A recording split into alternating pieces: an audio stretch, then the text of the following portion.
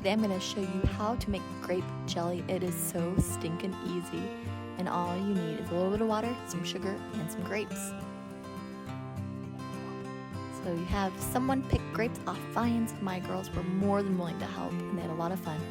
Pour it into a big stock pot. Of course, I can't make videos without making a mess, so there go the grapes. You dump them into a big stock pot, and add some water. You only need about a cup or two just to keep the grapes from scorching. So put it on the stovetop and bring to a boil. Next, you want to get some cheesecloth out and set that aside. You will need it later when you're straining out the grapes for the grape juice to make the jelly. So cut a big, fair enough piece. You can double it up if you want to. I didn't need to. It worked just fine, just one layer of cheesecloth. It's pretty thin stuff. So now you need like a potato masher. I didn't have one, so I just used a metal cup, a stainless steel, and I just mashed, and the grapes just fell into place where I had mashed. It took a while. I ended up using a wooden spoon as well, but this is what it ends up looking like. It's not so pretty because of the steam. But then you're going to put a colander over a pot or a big bowl and line that colander with that cheesecloth that you cut earlier.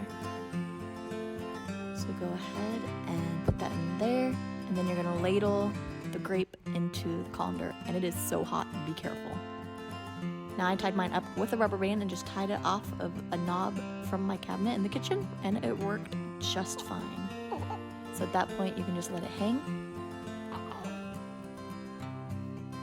and there's that beautiful color. That's just grapes and water, and it comes out this beautiful shade. Of course, the different color grapes you use are going to be different shades of pink and red. So now you're going to pour this juice that you get from the grapes back into the stock pot or this pot.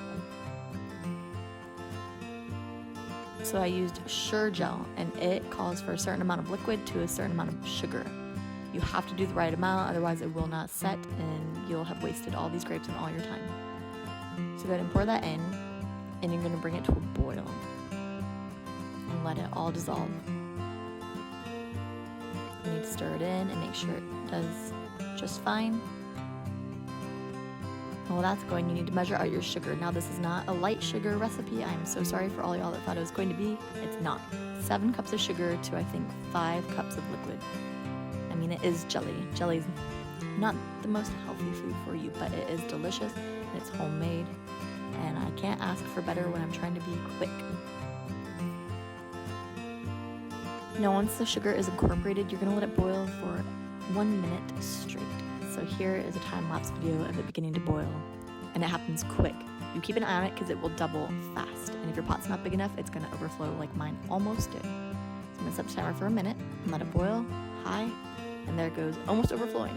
I almost had a huge jelly mess to clean up. So you want to constantly stir it for that whole minute. It's just such a pretty color. I had so much fun making this. Now here are a couple tools I like to use. This one is a canning funnel. And so when something says leave a fourth a room of headspace or half an inch of headspace, this will tell you exactly how much that is so you don't have to guess. And then you're making less of a mess. These grabbers, I do not know how to get jars in and out of a stock pot of boiling water without them. So I do recommend investing in those. So then you just ladle it in. And this recipe that I made calls for filling the jelly up to 1/4 of an inch of headspace. Or I'm sorry, leaving 1/4 of an inch of headspace.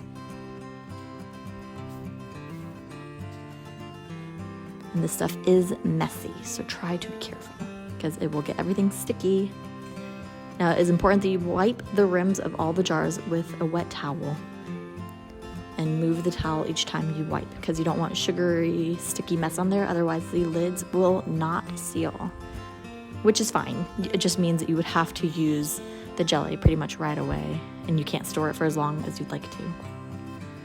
Now, screw the lids on just fingertip tight, not too tight because you want air to be able to escape. If you do not have a rack for your pot, I recommend using a dish towel. I was scared that I was going to burn my dish towel at the beginning when I first started canning, but it does not. And I do need to invest in a rack to put the bottom. But here is how it ended up turning out. I made my kids peanut butter and jelly, and it's just the most beautiful shade of pink. My girls loved it.